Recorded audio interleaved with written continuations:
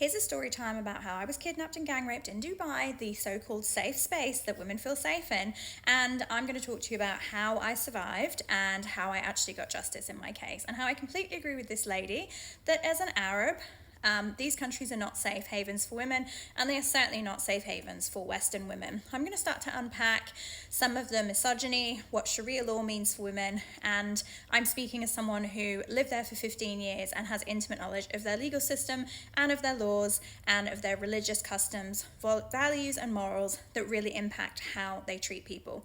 So first of all, everybody's saying that Dubai is a really safe space, especially liberal or privileged white women.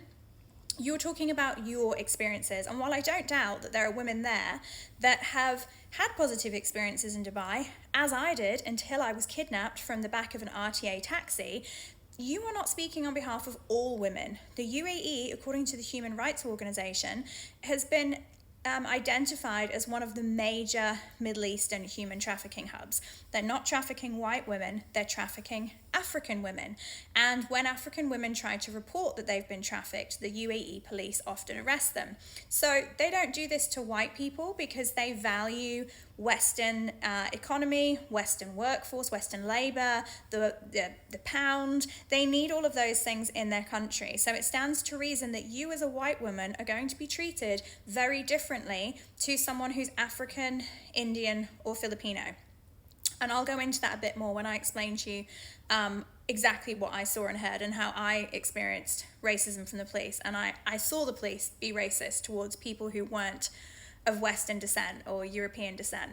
So I was kidnapped from the back of a taxi, as I said, and by three Iranian men who were a prolific rape gang and had done this to tons of other victims. But I didn't know this at the time.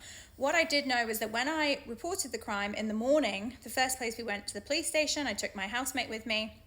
The first thing the police did was make racist and misogynistic jokes towards me. I was battered, bloodied, bleeding. I'd been horrifically attacked. I'd been tortured. I'd been beaten.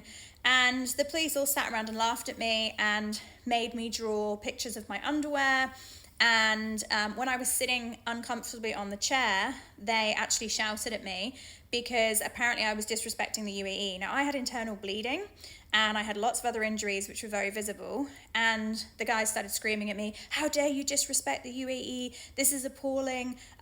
If you want to sit in the police station, you need to sit properly." So just to let you know, the place that you call safe, this is normal, and this is how they normally treat rape victims.